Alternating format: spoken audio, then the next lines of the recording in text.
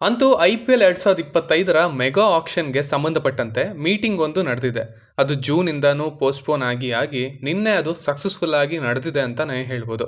ಆದರೆ ಅನ್ಕೊಂಡ ಹಾಗೇನೆ ಇಲ್ಲಿ ಯಾವುದೇ ರೀತಿಯ ಡಿಸಿಷನ್ಗಳನ್ನು ತಗೊಳ್ಳೋದಕ್ಕೆ ಆಗಿಲ್ಲ. ಯಾಕಂದರೆ ಎಲ್ಲ ಓನರ್ಸ್ ಒಂದು ಡಿಸಿಷನ್ಗೆ ಒಂದು ರೂಲ್ಗೆ ಒಪ್ಕೊಳ್ಳದೆ ಇರೋ ಕಾರಣ. ಇದನ್ನು ನಾವು ಎಕ್ಸ್ಪೆಕ್ಟ್ ಮಾಡಿದ್ವಿ, ಬಿಕಾಸ್ ಸಿಚುವೇಶನ್ ಆ ರೀತಿ ಇದೆ.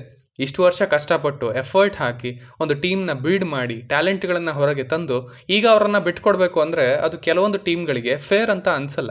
ಆ್ಯಂಡ್ ಇನ್ನು ಕೆಲವು ಇಷ್ಟು ದಿನ ಅನ್ಫಾರ್ಚುನೇಟ್ಲಿ ನಮ್ಮ ಟೀಮ್ಗಳು ಚೆನ್ನಾಗಿ ತಯಾರಾಗಿಲ್ಲ. ಆ್ಯಂಡ್ ಈಗಿಂದ ನಾವು ಕೂಡ ಒಂದು ಚೇಂಜನ್ನು ಬಯಸ್ತೀವಿ. ಒಳ್ಳೆ ಟೀಮನ್ನು ಕಟ್ಟೋದಕ್ಕೆ ಏನೇನು ರೂಲ್ಸ್ ಹೆಲ್ಪ್ ಆಗುತ್ತೆ ಅದಕ್ಕೆ ಸಪೋರ್ಟ್ ಮಾಡ್ತೀವಿ ಅಂತ. ಸೊ ಇದೇ ಆರ್ಗ್ಯುಮೆಂಟ್ಗಳಲ್ಲಿ ಯಾವುದೇ ಡಿಸಿಷನ್ಗಳು ಹೊರಗೆ ಬಿದ್ದಿಲ್ಲ. ಇವುಗಳನ್ನ ಈಗ ಕೌನ್ಸಿಲ್ಗೆ ತಿಳಿಸಿ ಆ ಫೈನಲ್ ಡಿಸಿಷನ್ ಏನಿರುತ್ತೆ ಅದನ್ನು ಇದೇ ಆಗಸ್ಟ್ನ ಎಂಡ್ಗೆ ತಿಳಿಸ್ತಾರಂತೆ ಆ್ಯಂಡ್ ಅಫಿಷಿಯಲಿ ಪ್ರಕಟಣೆ ಮಾಡ್ತಾರಂತೆ ಕೂಡ. ಇನ್ನು ಈ ಮೀಟಿಂಗ್ನಲ್ಲಿ ಆದಂಥ ಕೆಲವೊಂದು ವಿಚಾರಗಳ ಬಗ್ಗೆ ಮಾತನಾಡೋದಾದರೆ ಇಲ್ಲಿ ರಿಪೋರ್ಟ್ಗಳ ಪ್ರಕಾರ ಮಿಂಚಿರೋದು ಸನ್ರೈಸರ್ಸ್ನ ಓನರ್ ಕಾವ್ಯ ಮಾರನ್ ಅವರು. ಕೆಲವೊಂದು ವರ್ಷಗಳ ನಂತರ ಅವರ ಟೀಮ್ ಮತ್ತೆ ಟ್ರ್ಯಾಕ್ಗೆ ಬಂದಿತ್ತು, ಒಳ್ಳೆ ಪಾಪ್ಯುಲಾರಿಟಿನ ಪಡ್ಕೊಂಡಿತ್ತು. ಇಡೀ IPL ಇಂಟೆಂಟ್ ಏನಿದೆ ಅದನ್ನೇ ಚೇಂಜ್ ಮಾಡಿತ್ತು ಅಂತಲೂ ಹೇಳ್ಬೋದು. ಸೊ ಅವರು ಈ ಮೆಗಾ ಆಕ್ಷನ್ನೇ ಬೇಡ ಅಂತ ಹೇಳಿದ್ರಂತೆ. ಆ್ಯಂಡ್ ಇದನ್ನು ಸಪೋರ್ಟ್ ಮಾಡಿದ್ದು ಕೋಲ್ಕತ್ತಾ ನೈಟ್ ರೈಡರ್ಸ್. ಮೇನ್ಲಿ ಈ ಎರಡು ತಂಡಗಳು ಹೋದ ಸೀಸನ್ನ ರನ್ನರ್ ಅಪ್ ಹಾಗೆ ವಿನ್ನರ್ಸ್. ಸೊ ಅಫ್ಕೋರ್ಸ್ ಅವರು ಅದೇ ಟೀಮ್ನ ಕಂಟಿನ್ಯೂ ಮಾಡ್ಕೊಳ್ಳೋದಕ್ಕೆ ಉಳಿಸ್ಕೊಳ್ಳೋದಕ್ಕೆ ಇಷ್ಟಪಡ್ತಾ ಇರ್ತಾರೆ. ಆ್ಯಂಡ್ ಅದೇ ಅವರ ಪಾಯಿಂಟ್ ಆಗಿತ್ತು ಕೂಡ. ಈ ಮೆಗಾ ಆಕ್ಷನ್ ಬದಲು ಮಿನಿ ಆಕ್ಷನ್ ನಡೆಸಿ ಅನ್ನೋ ಪಾಯಿಂಟ್ನ ಕೂಡ ಇಟ್ಟಿದ್ದಾರೆ ಅಂತ ಹೇಳ್ತಾ ಇದ್ದಾರೆ.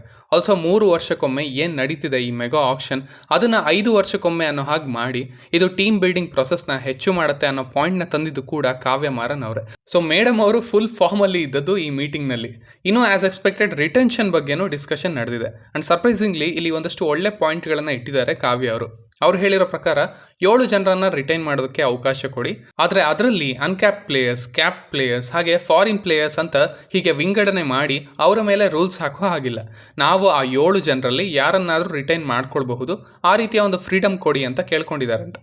Because it's fair. I think ನಾನಿಲ್ಲಿ ಎಷ್ಟು ಪ್ಲೇಯರ್ನ ರಿಟೈನ್ ಮಾಡ್ಕೊಳ್ಬೇಕು ಅನ್ನೋದಕ್ಕೆ ಸಪೋರ್ಟ್ ಮಾಡಲ್ಲ, ಬಟ್ ಅದರಲ್ಲಿ ಯಾರ್ಯಾರನ್ನು ಸೆಲೆಕ್ಟ್ ಮಾಡ್ಕೊಳ್ಬೇಕು ಅನ್ನೋದು ಟೀಮ್ಗಳಿಗೆ ಬಿಡಬೇಕು.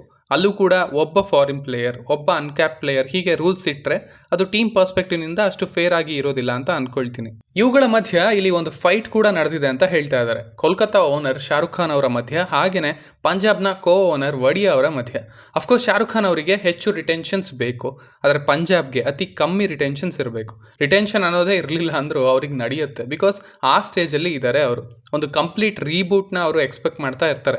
ಸೊ ಅದೇ ವಿಚಾರದಲ್ಲಿ ಒಂದು ಗಟ್ಟಿ ಆರ್ಗ್ಯುಮೆಂಟ್ ನಡೆದಿದೆ ಅಂತ ಹೇಳ್ತಾ ಇದ್ದಾರೆ ಇವರಿಬ್ಬರ ಮಧ್ಯ. ಇನ್ನು ಇಲ್ಲಿನ ಇಂಟ್ರೆಸ್ಟಿಂಗ್ ವಿಚಾರ ಅಂದರೆ ಎಲ್ಲ ಓನರ್ಸ್ ರಿಟೈನ್ ಮಾಡ್ಕೊಂಡಂಥ ಪ್ಲೇಯರ್ಗಳಿಗೆ ಅಮೌಂಟ್ ಏನು ಫಿಕ್ಸ್ ಆಗಿರುತ್ತೆ ಕೊಡೋದಕ್ಕೆ ಅದನ್ನು ಫ್ಲೆಕ್ಸಿಬಲ್ ಮಾಡಿ ಅಂತ ಕೇಳ್ಕೊಂಡ್ರಂತೆ. ಅಂದರೆ ಈಗ ಮೊದಲು ರಿಟೈನ್ ಆದ ಪ್ಲೇಯರ್ಗೆ ಇಷ್ಟು ಅಮೌಂಟ್, ಎರಡನೇ ಅವರಿಗೆ ಇಷ್ಟು, ಮೂರನೇ ಅವರಿಗೆ ಇಷ್ಟು, ಈ ರೀತಿ ಫಿಕ್ಸ್ಡ್ ಅಮೌಂಟ್ ಇರ್ತಿತ್ತು ಅಲ್ವಾ. ಸೊ ಅದನ್ನು ಈಗ ತೆಗೆದು ಹಾಕಿ ಆ ಡಿಸಿಷನ್ನ ಓನರ್ಗೆ ಆ್ಯಂಡ್ ಪ್ಲೇಯರ್ಗೆ ಬಿಟ್ಬಿಡಿ, ಆ ನೆಗೋಷಿಯೇಷನ್ನ ನಾವು ಮಾಡ್ಕೊಳ್ತೀವಿ ಅಂತ ಹೇಳಿದ್ರಂತೆ ಓನರ್ಸ್. ಇದು ಕೂಡ ಮುಖ್ಯನೇ, ಬಿಕಾಸ್ ಟೀಮ್ಗಳಲ್ಲಿ ಒಂದಕ್ಕಿಂತ ಹೆಚ್ಚು ಇಂಪಾರ್ಟೆಂಟ್ ಪ್ಲೇಯರ್ಸ್ ಇರ್ತಾರೆ. ಅವರೆಲ್ಲರೂ ಒಂದೇ ಅಂದರೆ ಈಕ್ವಲ್ ಅಮೌಂಟ್ನ ಡಿಸರ್ವ್ ಮಾಡ್ತಾರೆ ಕೂಡ. ಬಟ್ ಈ ರೂಲಿಂದ ಅದು ಆಗೋದಿಲ್ಲ, ಅದು ಸಿಗೋದಿಲ್ಲ. ಆ್ಯಂಡ್ ಅಲ್ಲಿ ಆ ನಂಬರ್ ಪ್ರಕಾರ ಅವರ ಮಧ್ಯೆ ಮನಸ್ತಾಪಗಳು ಉಂಟಾಗ್ಬೋದು. ಸೊ ಈ ರೀತಿ ಅಮೌಂಟ್ ಫ್ಲೆಕ್ಸಿಬಲ್ ಆಗಿದ್ದಾಗ ಎಲ್ರಿಗೂ ಅವರ ವ್ಯಾಲ್ಯೂ ಪ್ರಕಾರ ಒಂದಷ್ಟು ಅಮೌಂಟನ್ನು ನೆಗೋಷಿಯೇಟ್ ಮಾಡಿಕೊಂಡು ಕೊಡ್ಬೋದು ಓನರ್ಸ್. ಆ್ಯಂಡ್ ಅದು ಕಂಪ್ಯಾರಿಟಿವ್ಲಿ ಫೇರ್ ಕೂಡ ಹೌದು. ಈ ಡಿಮ್ಯಾಂಡ್ ಪರ್ಸ್ನಲಿ ಇಷ್ಟ ಆಯಿತು. ರಿಟೈನ್ ಮಾಡಿಕೊಂಡಾಗ ನಂಬರ್ 1 ಪ್ಲೇಯರ್, ನಂಬರ್ 2, ನಂಬರ್ 3 ಅನ್ನೋದಕ್ಕಿಂತ ಅವರ ರೆಸ್ಪೆಕ್ಟ್ ಅವರಿಗೆ ಹೊರಗಡೆನೂ ಸಿಕ್ಕ ಹಾಗೆ ಆಗತ್ತೆ ಇದರಿಂದ. ಇನ್ನು ಅತಿ ಮುಖ್ಯವಾದ ಡಿಸಿಷನ್ ಇಂಪ್ಯಾಕ್ಟ್ ಪ್ಲೇಯರ್ ರೂಲ್. ಇದರ ಬಗ್ಗೆ ಮಾತನಾಡಿದ್ದು ಹೋದ ಸಾರಿ ಸ್ವಲ್ಪ ರೊಚ್ಚಿಗೆದ್ದು ಫೇಮಸ್ ಆಗಿದ್ದ ಡೆಲ್ಲಿ ಓನರ್ಸ್.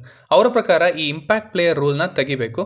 ಆ್ಯಂಡ್ ಈ IPL 11 ವರ್ಸಸ್ 11 ಪ್ಲೇಯರ್ಗಳ ಮಧ್ಯೆ ಅಷ್ಟೇ ನಡಿಬೇಕು, ಇಲ್ಲಿ 12ನೇ ಪ್ಲೇಯರ್ನ ಅವಶ್ಯಕತೆ ಇಲ್ಲ ಅನ್ನೋದು. ಇದನ್ನು ಮೊದಲೇ ಹೇಳಿರೋ ಹಾಗೆ ರೋಹಿತ್ ಶರ್ಮಾನು ಸೇರಿಸಿ ಹಲವಾರು ಜನ ಬೇಡ ಅಂತ ಹೇಳಿದರು. ಬಿಕಾಸ್ ಅದರಿಂದ ಆಲ್ರೌಂಡರ್ಗಳ ಸಂಖ್ಯೆ ಕಮ್ಮಿ ಆಗುತ್ತೆ ಆ್ಯಂಡ್ ಅವರ ವ್ಯಾಲ್ಯೂ ಕೂಡ ಕಮ್ಮಿ ಆಗುತ್ತೆ ಅಂತ. ಆಲ್ಸೋ ಇನ್ನೊಂದು ಕಡೆ ಇದರಿಂದಾನೆ, ಈ ರೂಲಿಂದಾನೆ ಇಂಡಿಯಾಗೆ ಯಂಗ್ಸ್ಟರ್ಗಳು ಇಂಟ್ರೊಡ್ಯೂಸ್ ಆಗ್ತಾ ಇದ್ದಾರೆ, ಅವರಿಗೂ ಒಂದಷ್ಟು ಆಪರ್ಚುನಿಟಿ ಸಿಗ್ತಾ ಇದೆ ಅಂತ ಕೆಲವೊಬ್ಬರು ವಾದ. ಸೊ ಈ ರೀತಿ ಯಾವ ಪಾಯಿಂಟ್ನಲ್ಲೂ ಕೂಡ ಎಲ್ಲ ಫ್ರಾಂಚೈಸ್ ಓನರ್ಸ್ ಸಹಮತವನ್ನು ತೋರಿಸಿಲ್ಲ. ಆ್ಯಂಡ್ ಅದಕ್ಕಾಗಿಯೇ ಈ ಡಿಸಿಷನ್ಗಳನ್ನು ಮತ್ತೊಮ್ಮೆ ಡಿಸ್ಕಸ್ ಮಾಡಿ ಆಗಸ್ಟ್ ಎಂಡ್ಗೆ ಇದರ ರಿಸಲ್ಟ್ ಏನಿಲ್ಲಿ ಈ 2025 IPLನ ರೂಲ್ಸ್ಗಳು ಅನ್ನೋದನ್ನು ತಿಳಿಸ್ತಾರಂತೆ BCCI. ಸೊ ನಿಮ್ಗೇನು ಅನ್ಸುತ್ತೆ, ನಮ್ಮ ಕಾವ್ಯ ಮಾರನ್ ಅವರು ಹೇಳಿರೋದ್ರಲ್ಲಿ ಯಾವುದಕ್ಕೆ ನಿಮ್ಮ ಸಪೋರ್ಟ್ ಇದೆ? ಇಂಪ್ಯಾಕ್ಟ್ ಪ್ಲೇಯರ್ ರೂಲ್ ಬೇಕಾ? ಎಷ್ಟು ಜನ ರಿಟೈನ್ ಆಗಬೇಕು? ಸೊ ಇವೆಲ್ಲದರ ಬಗ್ಗೆ ನಿಮ್ಮ ಕಮೆಂಟ್ಸ್ ಏನು ಅನ್ನೋದನ್ನು ಖಂಡಿತ ಕೆಳಗಡೆ ತಿಳಿಸಿ. ಐ ಥಿಂಕ್ ಇವತ್ತು ಇನ್ನೊಂದಷ್ಟು ಸುದ್ದಿಗಳು ಹೊರಗೆ ಬರ್ತವೆ ಈ ಮೀಟಿಂಗ್ ಬಗ್ಗೆ. ಅವು ಇಂಟ್ರೆಸ್ಟಿಂಗ್ ಆಗಿದ್ದರೆ ಅವುಗಳ ಜೊತೆಗೆ ಮತ್ತೆ ಸಿಗೋಣ.